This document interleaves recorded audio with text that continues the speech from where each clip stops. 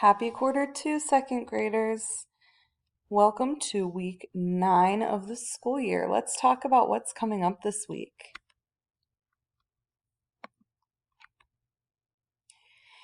In ELA, your unit essential question is, how do the key details help show the central message?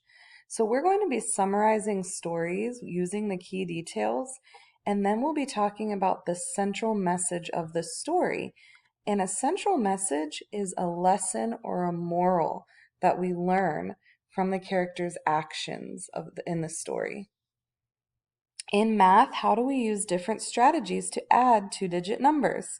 So you're going to be adding numbers that have 2 digits, and you're going to be using what you've learned about place value to help you with that. So we'll do all different strategies with addition this week. And in science, what is energy? So we'll be talking about energy. This week I'm going live with you 3 times. On Wednesday at 11:15, we'll read the story Pecos Bill together, and then we'll do the Pecos Bill writing assignment. So if you're having trouble with that writing assignment and you want help with it, I'll see you at 11:15 on Wednesday.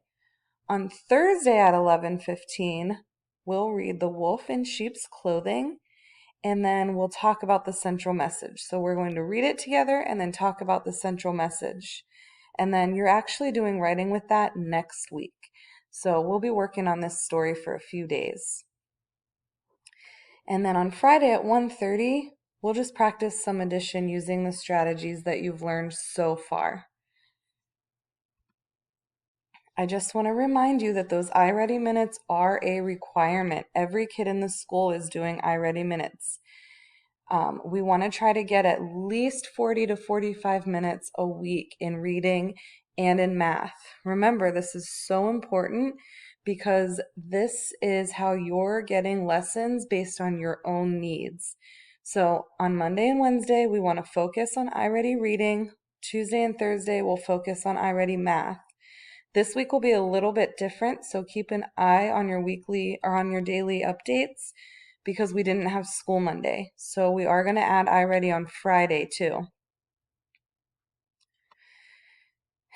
Mind play is another requirement from the district. We have to make sure we're getting our 30 minutes a day. This is our extended hour time. So last year you did extended hour in a teacher's classroom. This is the program that we're using this year. All of the kids are using Mind Play. And again, it's another really great program that helps you with lessons that are on your own level.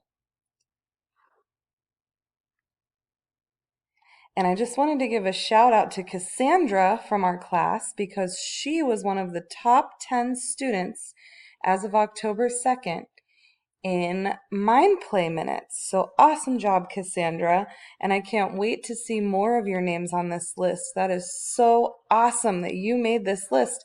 You can see that all these other schools are on here. So out of a bunch of other schools, you're in the top 3. And actually, we have Palmview students as all of the top 3. So that is so cool. All right, I can't wait to see you guys in our live sessions this week. Let me know if you have any questions, and I'll talk to you soon.